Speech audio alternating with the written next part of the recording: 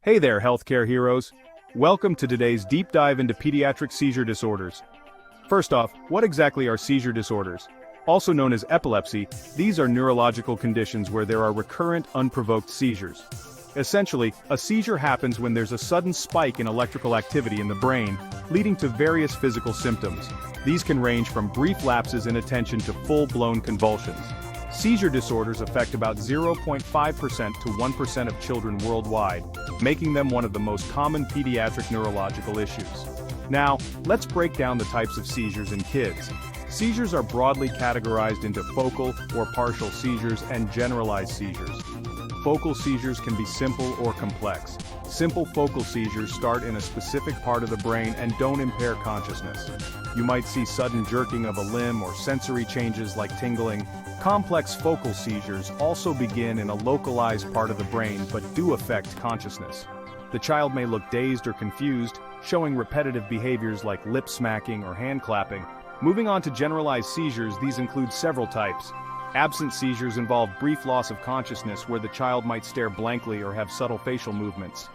These are common in kids aged 4 to 14. Tonic-clonic seizures, previously known as grand mal seizures, involve both stiffening and jerking phases. The child may lose consciousness and experience muscle contractions.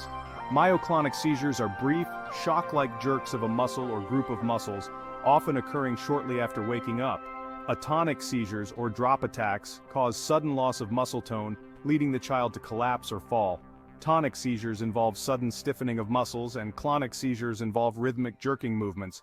So, what causes these seizure disorders? The causes can be varied. Genetic factors play a role, where some children inherit a predisposition to seizures. Structural abnormalities like brain malformations or injuries can also be culprits. Metabolic and electrolyte imbalances, infections like meningitis or encephalitis, and sometimes unknown causes are also potential factors. Diagnosing seizure disorders involves a combination of clinical evaluation, medical history, and diagnostic tests. A detailed history of seizure events, physical and neurological examinations, and tests like EEGs and MRIs are crucial. Blood tests help identify any metabolic or electrolyte imbalances or infections. When it comes to treatment, the first line of action is usually anti-epileptic drugs, AEDs. Common AEDs include valproic acid, carbamazepine, ethosuximide, and levetiracetam. For drug-resistant epilepsy, a ketogenic diet might be recommended. Vagus nerve stimulation and surgical treatments like lobectomy or lesionectomy are options for more severe cases. Lifestyle modifications, including adequate sleep and stress management, can also help reduce seizure frequency. Education and support for the child, family, and caregivers are crucial for effective management. This includes understanding seizure first aid, medication adherence, and regular follow-up with healthcare providers. The prognosis for children with seizure disorders varies widely. Some children outgrow their seizures, especially in cases of benign epilepsy syndromes, while others may need long-term management.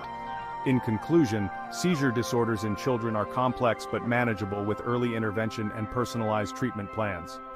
Close collaboration among healthcare providers, families, and schools is essential for optimizing outcomes. Thanks for watching and see you next time.